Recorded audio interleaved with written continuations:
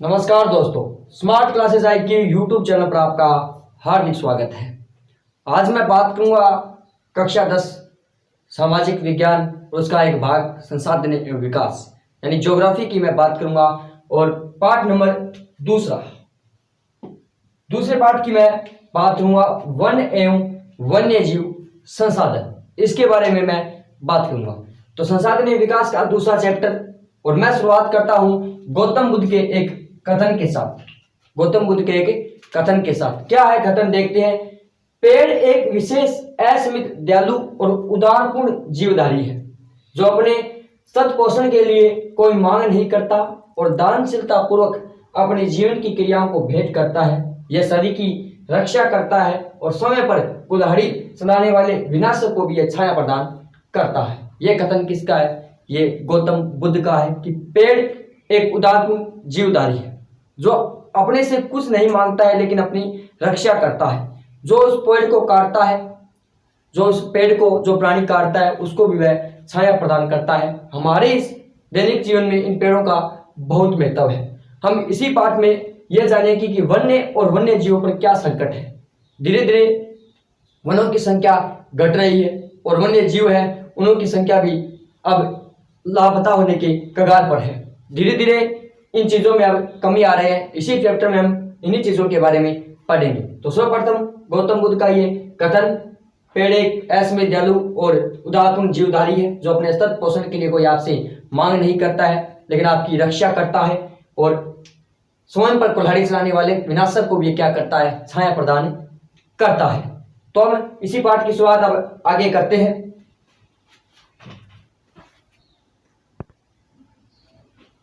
पाठ की शुरुआत है कि भारत में वनस्पति जात और प्राणी जात।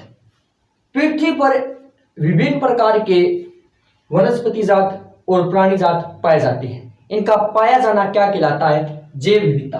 क्या कहलाता है? जैव विविधता। अगर जैव विविधता की अगर डेफिनेशन देखें, परिभाषा देखें तो किस प्रकार होगी कि पृथ्वी पर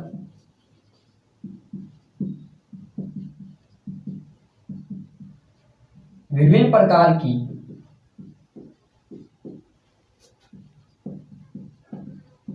वनस्पति जात एवं प्राणी जात का पाया जाना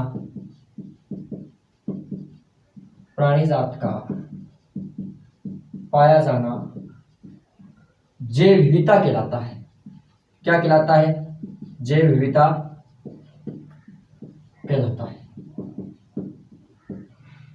जैव विविधता का संतुलन कायम रखना बहुत जरूरी है। अगर इसे हम कायम रखेंगे तभी इस पृथ्वी पर जीवन संभव है। तो अगर जैव विविधता हम देखें तो पृथ्वी पर विभिन्न प्रकार की वनस्पति एवं प्राणी जात का पाया जाना क्या कहलाता है? जैव विविधता कहलाता है। क्या कहलाता है? जैव विविधता कहलाता है। अगर वनस्पति जात की हम बात करें तो इस बात में कितने प्रतिशत वनस्पति जात है? तो 10% वनस्पति जात। कितने प्रतिशत? 10%। कितने प्रतिशत है? तो 10%। और 20% स्तनधारी जो जीव है, स्तनधारी जीव, इन दोनों के लुप्त होने का खतरा है। क्या है? लुप्त होने का खतरा।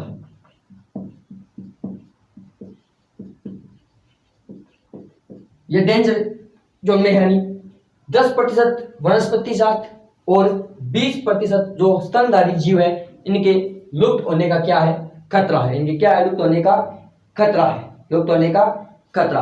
अगर हम पौधों और प्राणियों जातियों में कितने वर्गों में इन्हें बांटा गया है, जैसे मैं बात करूं स्थानीय जीव हो गए, संकर जीव, सुभेद जनजातियां कौन सी है, उनको किस आधार पर बांटा गया है, पहले इसका आप स्क्रीनशॉट लो, उसके बाद मैं बात करता हूं।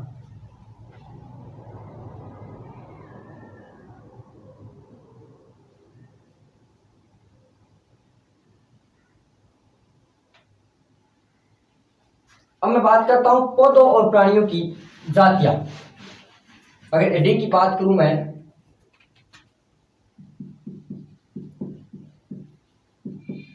पौधों एवं प्राणियों की जातियां।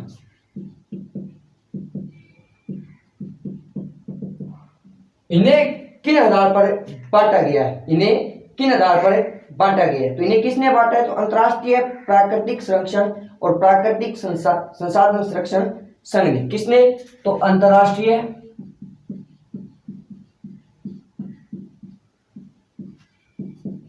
प्राकृतिक संसाधन एवं संसाधन संरक्षण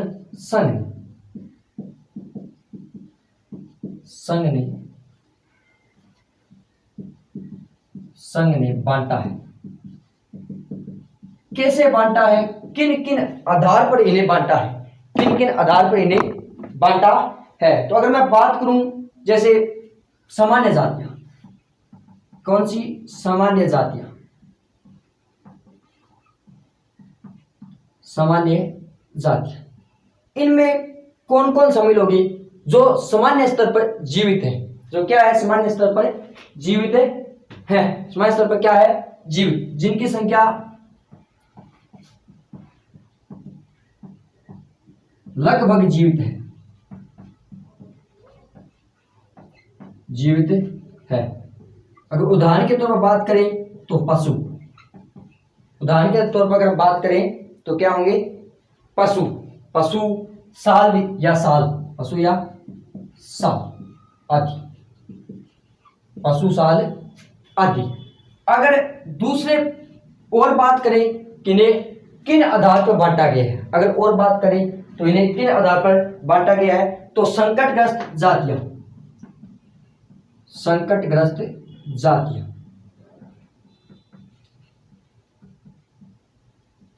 कौन सी है? संकटग्रस्त जातियां, वे जातियां जो लुप्त होने के खतरे पर है, जो लुप्त होने के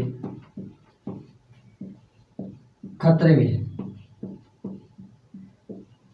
जो लुप्त होने के खतरे में है। उदाहरण की बात करें, शेर व बंदर बिना पूंछ वाले, बिना पूंछ वाले, ये लगभग क्या हो चुके हैं? समाप्त।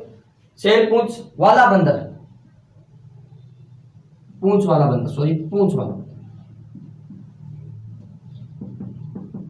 लगभग ये समाप्त से हो गए हैं, ज्यादा इनकी संख्या नहीं रही। अगर और बात करें तो जैसे काला हिरण, जंगली गधा, काला हिरण, जंगली गधा, ये कौन से में आएंगे?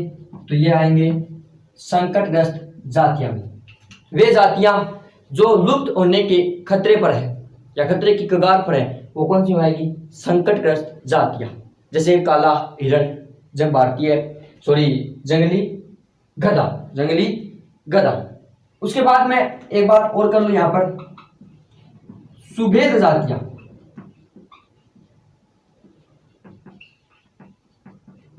सुभेद, कौन सी जातियां हैं? सुभेद जातियां, जिनकी संख्याएं घट रही है, जिनकी संख्या क्या है? घट रही है, जिनकी संख्या घट रही है। अगर उदाहरण के तौर पर बात करूं तो एशियाई घोड़े, इनकी संख्या क्या है? धीरे धीरे घट रही है। क्या हो रही है? धीरे धीरे घट रही है। या गंगा नदी में जो डॉल्फिन पाई जाती है, गंगा नदी का डॉल्फिन, ये भी क्या है? एकदम इनकी संख्या वो धीरे धीरे घटने की कगार पर है। तो सामान्य जातियां कौन से वर्ग ने बांटा है? तो अंतर्राष्ट्रीय प्राकृतिक संसाधन एवं संसाधन संरक्षण संघ ने सामान्य जातियां जिनकी संख्या सामान्य है, संकटग्रस्त जातियां जो लुप्त होने के खतरे पर है, सुभेद जातियां जिनकी संख्या धीरे धीरे घट रही है। तो इसका आप स्क्रीनशॉट ले सकते हैं। उसके बाद सामान्य जातियां, संकटग्रस्त जातियां और सुभेद जातियों, उसके बाद अगली जातियां वो पढ़ते हैं।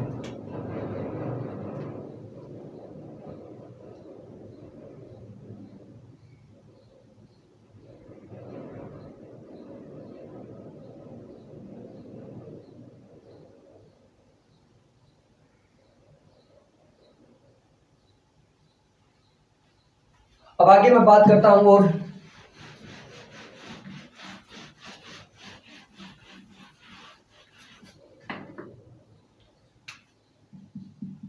दुर्लभ जातियां।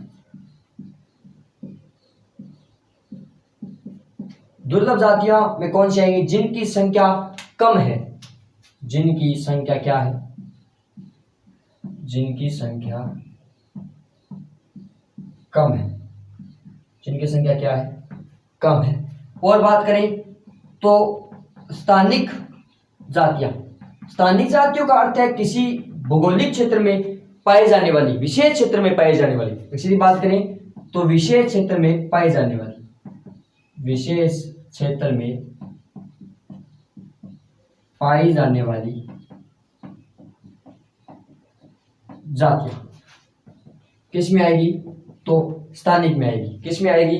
स्थानिक में आएगी। किसमें? जैसे निकोबारी कबूतर, अंडमान निकोबार भी यहीं पे पाई जाती है। निकोबारी कबूतर, निकोबारी कबूतर ये अंडमान निकोबार द्वीप समूह में पाए जाएंगे और कहीं नहीं, क्योंकि इनका जो स्थान विशेष है वहीं पर स्थानीय जातियां जहां पर विशेष क्षेत्र में पाई जाती है और ये कहीं नहीं पाई जाती। कौन सी? निकोबारी कबूतर।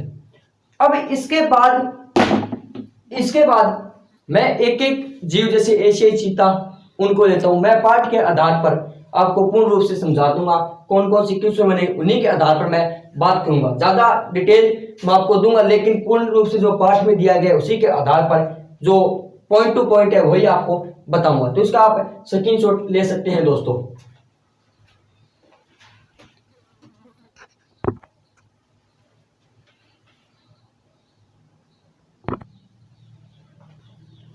अब मैं बात करता हूं भारत में वनों का संरक्षण।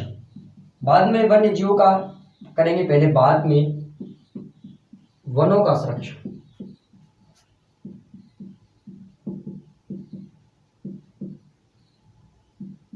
भारत में वनों का संरक्षण। भारत में क्या है? वनों का संरक्षण है। वन हमारे लिए वैसे भी इंपॉर्टेंट है, लेकिन अगर हम बात करें धर्म के हिसाब से तो हमारे लिए प्रकृति की पूजा और वनों की पूजा होती है। यह हमारे एक रीति रिवाज में है। कोई भी आप देख सकते हो दशहरा आता है तो हम खेजड़ी की पूजा करते हैं, यानी हम पेड़ पौधों की पूजा भी करते हैं। पेड़ पौधों की क्या करते हैं? पूजा करते हैं। पिंपल देखा हो आपने, सुबह महिलाएं मंदिर जाती है तो पिंपल में पानी डालती है, धूप दिया करती है, क्योंकि हमारे इस भारतीय कल्चर में, संस्कृति में पेड़ पौधों की पूजा को एक महत्वपूर्ण स्थान दिया गया। किसको? एक तो आप बात कर सकते हैं प्रकृति की पूजा, अगर दूसरी बात करें तो पेड़ पौधों की पूजा। यह हमारे कल्चर में है, पेड़ पौधों की पूजा, चाहे वो नीम हो, चाहे वो खेजड़ी हो, चाहे वो पिंपल हो, चाहे बरगद हो। हम किसी न किसी त्योहार पर या किसी न किसी कोई शोक समाचार, कोई कार्य हो या अच्छा कार्य हो, बुरा कार्य हो, कोई भी, उसमें हम पेड़ पौधों की पूजा अवश्य करते हैं। दशहरे के दिन आपने देखा होगा खेजड़ी की पूजा की जाती है। हमारे स्थानीय जो लोक देवता हैं जैसे गोगा जी हैं, उनका जो थान है वो भी खेजड़ी के नीचे होता है, यानी खेजड़ी को हम पवित्र वृक्ष के रूप में, जैसे पिंपल को भी पवित्र वृक्ष मानते हैं, बरगद, इन्हीं की पूजा करते हैं। यानी ये हमारे एक रीति रिवाज में है, यानी इस भारतीय संस्कृति के क्या है? रीति रिवाज में है। लेकिन अब इन वनों का जो संरक्षण है धीरे धीरे, यानी वनों के जी जैसे कटाई हो रही है, इस कारण इन वनों में कमी आ गई है। वनों में क्या हो गई है? कमी आ गई। वन से हमें लकड़ियां भी प्राप्त होती है, इनसे हमें जो भी आवश्यक सामग्री अगर वनों से प्राप्त होती है वो हमें वन देते हैं। लेकिन प्रत्यक्ष या प्रत्यक्ष रूप से तो ये हमें लकड़ी प्रदान करते हैं, इमरती लकड़ी भी देते हैं। उसके बाद अगर बात करें तो औषधि, गोंद, ये भी हम प्राप्त करते हैं। लेकिन अप्रत्यक्ष रूप से कहीं ना कहीं वनों का विनाश हो रहा है, अंधाधुंध कटाई। अगर हमें कोई भी फर्नीचर का कार्य करवाना हो तो इन पेड़ों की कटाई की जाती है, लेकिन उसके बाद उसका वृक्षारोपण नहीं किया जाता है। इसी आधार पर हम वनों के संरक्षण के बारे में बात करेंगे। मैं सबसे पहले अगर वनों की बात करूं तो नाम आता है हिमालयन यव।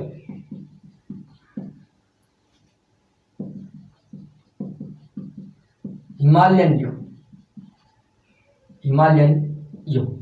हिमालयन यव क्या है? ये एक पौधा है। क्या है? पौधा है जो हिमाचल और अरुणाचल प्रदेश में पाया जाता है। कहां पर? हिमाचल व अरुणाचल प्रदेश में, अरुणाचल प्रदेश में। यह एक महत्वपूर्ण पौधा है क्योंकि इनसे कैंसर की दवाइयां यानी कैंसर की औषधि तैयार होती है, कैंसर की औषधि बनाई जाती है, कैंसर की औषधि बनाई जाती है, जिसे विदेशों में भी बेचा जाता है। ये स्वदेशी व विदेशी दोनों के लिए महत्वपूर्ण पौधा है, लेकिन इनकी संख्या भी अब धीरे धीरे घट चुकी है। हिमालय योग यानी कैंसर का एकमात्र उपचारक अगर बताया गया है तो वो हिमालयन योग है। कौन सा? हिमालयन योग। हिमालयन योग धीरे धीरे अब घटते जा रहे हैं। आपके पाठ में भी हिमालयन योग का शायद जिक्र है, मैंने देखा है कि हिमालयन योग का जिक्र है। इनकी जड़ों व पेड़ पौधे जो पत्तियां हैं उनमें एक रसायन पाया जाता है, टकसोल रसायन। टकसोल रसायन पाया जाता है। कौन सा? टकसोल रसायन पाया जाता है। कौन सा? टकसोल। और विश्व में सबसे अधिक बिकने वाली अगर कैंसर औषधि अगर किसी देश से बनती है तो ये है। मैं बता भी दूं, विदेशों में सर्वाधिक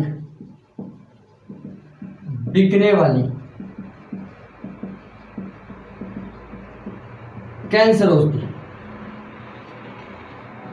कौन सी है? तो वो है हिमालयन योग। हिमाचल और अरुणाचल प्रदेश में कैंसर की औषधि बनाई जाती है, कैंसर की दवाइयां बनाई जाती है। टकसोल नामक, कौन सा? याद रखना, टकसोल नामक रसायन पाया जाता है। और विदेशों में सर्वाधिक बिकने वाली कैंसर औषधि कौन सी है? तो हिमालयन योग है। लेकिन इनकी संख्या धीरे धीरे घटती जा रही है। क्या हो रही है? घटती घटती जा रही है। इनकी पेड़ की छाल, टहनियों और जड़ों में कौन सा रसायन पाया जाता है? तो टकसोल रसायन पाया जाता है। पेड़ पौधों को बचाने के लिए अगर हम पीछे भी बात करें, प्राचीन काल में बात करें तो खेत आंदोलन भी अनेक चले, जैसे चिपको आंदोलन चला था। अगर राजस्थान में हम बात करें तो जोधपुर में खिजड़ी गांव में खिजड़ी आंदोलन मीराबाई के नेतृत्व में चला था। एक बिश्नोई महिला ने पेड़ पौधों के लिए जान ली थी। जामोजी जो पेड़ों के देवता है, उन्होंने प्रकृति के सभी नियम पहले ही बता दिए थे कि पेड़ों का विनाश करना हमारे लिए एक दिन संकट की स्थिति उत्पन्न कर देगा। अब ये धीरे धीरे हमें दिखता भी आ रहा है। तो इसका आप स्क्रीनशॉट ले सकते हैं हिमालयन योग का। अगर पेड़ संरक्षण के आधार पर पूछ भी ले कि वनों का संरक्षण तो प्रकृति की पूजा, पेड़ पौधों की पूजा के आधार पर पॉइंट भी लिख सकते हैं। तो इसका आप स्क्रीनशॉट ले सकते हैं।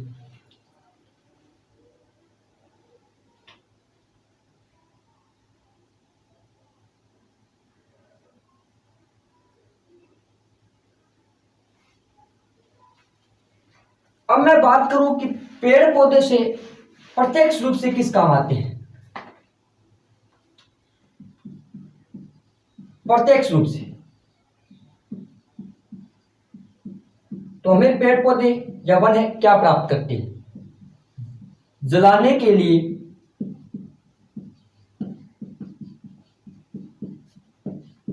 लकड़ी प्राप्त होती है।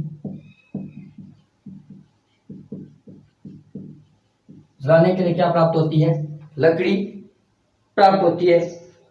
वनों से लकड़ी भी प्राप्त होती है। ये क्या होती है? प्राप्त होती है। औषधियां भी प्राप्त होती है। औषधियां भी प्राप्त होती है। गोंद आदि भी क्या होते हैं? प्राप्त होते हैं। गोंद आदि भी प्राप्त होते हैं। अगर प्रत्येक रूप से अगर पूछ ले वनों के चार महत्वपूर्ण काम, तो जलाने के लिए हमें लकड़ी प्राप्त होती है। वनों से नार की लकड़ी भी हमें प्राप्त होती है। औषधियां भी हमें वनों से ही प्राप्त होती है। और गोंद आदि भी हमें क्या से प्राप्त होती है?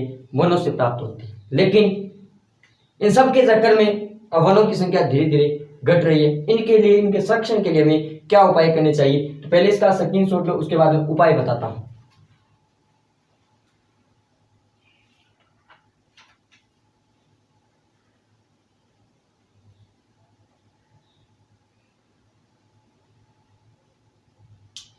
अब मैं आगे बात करता हूं वनों के संरक्षित करने के उपाय। वनों को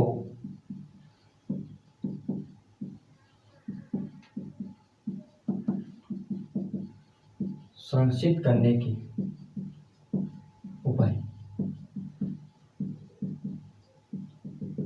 अगर बात करें सर्वप्रथम तो अंधाधुंध जो वनों की कटाई हो रही है उन पर रोक लगाना। अंधाधुंध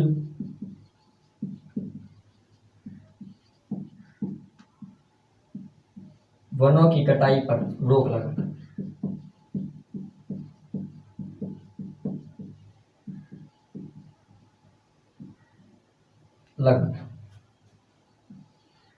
और बात करें वृक्षारोपण को बढ़ावा देना।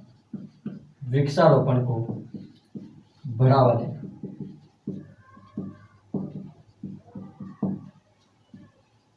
अनियंत्रित पशुचारण को रोकना।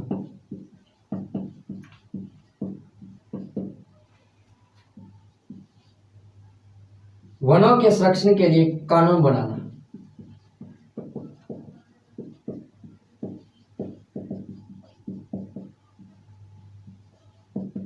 कानून बनाना, सख्त कानून बनाना। वैसे तो कानून बन चुके हैं लेकिन उनका पालन नहीं होता। सख्त कानून बनाना चाहिए। वनों को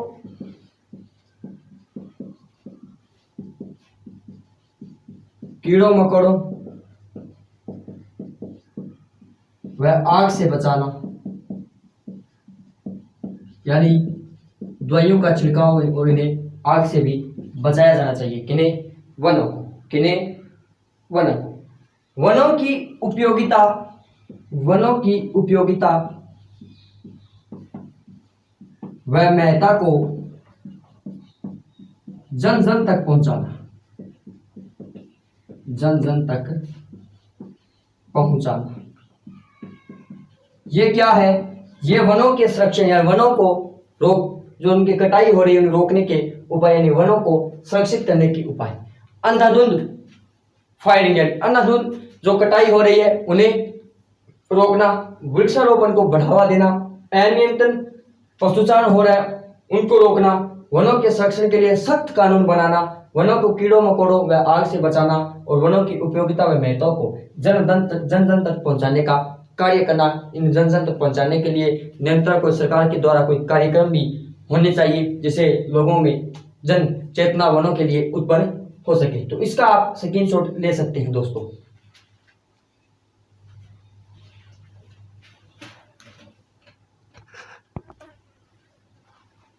अब मैं बात करूं कि वनों को प्रशासनिक आधार पर भी बांटा गया है। वनों के प्रकार बांटा गया है।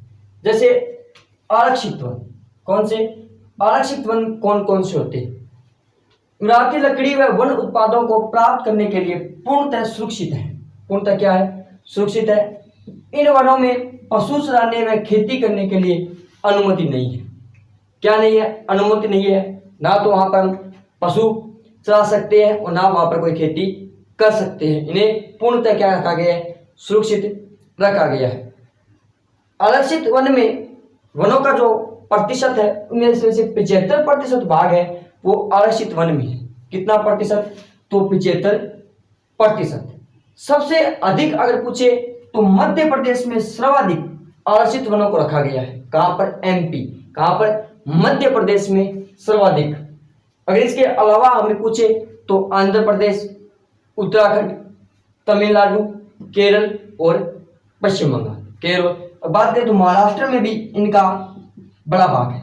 महाराष्ट्र में भी अगर ज्यादा सवाल पूछे तो मध्य प्रदेश और महाराष्ट्र में आरक्षित वनों को सर्वाधिक सुरक्षा प्रदान की गई है। ना वहां पर पशुचारण किया जा सकता है, पशुओं को चरा सकते हैं और ना वहां पर खेती कर सकते हैं। अगर प्रशासनिक आधार पर पूछे कितने भागों में बांटे गए हैं तो मुख्यतः 3 भागों में। कितने भागों में? 3 भागों में। अगर इनका वर्णन आ भी जाए तो आपको ऐसे ही करना है कि आरक्षित वन किन्हें कहा जाता है?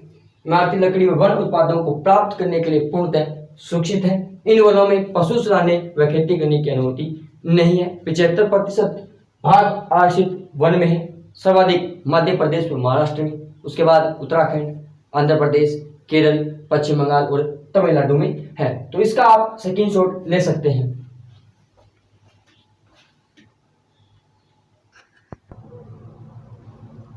उसके बाद है, पहले आरक्षित वन थी, उसके बाद है रक्षित वन।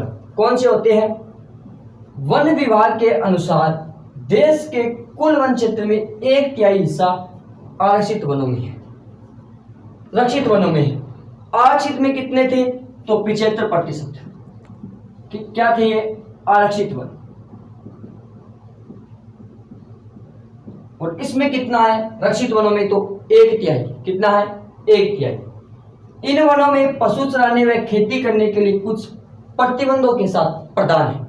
इसमें हम पशु भी चरा सकते हैं और खेती भी कर सकते हैं, लेकिन कुछ नियम है, कुछ रूल है। उन रूलों के आधार पर ही हम पशु व चरा सकते हैं और खेती कर सकते हैं। उन नियमों को हम तोड़ नहीं सकते। लेकिन आरक्षित वन में क्या था? ना तो खेती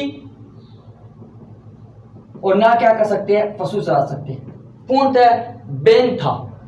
लेकिन यहां पर क्या है, कुछ नियम दिए गए हैं, उन्हीं के आधार पर हम खेती भी कर सकते हैं और पशु को भी चरा सकते हैं। बिहार, हरियाणा, पंजाब और राजस्थान का कुल रक्षित वनों में बड़ा अनुपात है। जो भी रक्षित वन है उनमें से सबसे बड़ा अनुपात किसका है? तो अपने राजस्थान का है। किसका है? राजस्थान का है। उसके बाद बिहार, पंजाब और हरियाणा, बिहार, पंजाब और हरियाणा का। तो आरक्षित वन 75% भाग पर, जिसमें ना तो हम खेती कर सकते हैं और ना पशु चरा सकते हैं। मध्य प्रदेश और महाराष्ट्र का बड़ा योगदान है। लेकिन रक्षित वन में क्या है? वन विभाग के अनुसार देश के कुल वन क्षेत्र का 1/3 हिस्सा, कुछ नियमों के साथ, कुछ प्रतिबंधों के साथ हम वहां पर पशु भी चरा सकते हैं और खेती भी कर सकते हैं। अगर बड़ा कुल रक्षित वनों में पूछे अनुपात किसका है, तो राजस्थान का है। उसके बाद पंजाब, हरियाणा और पंजाब का। तो इसका आप स्क्रीनशॉट ले सकते हैं।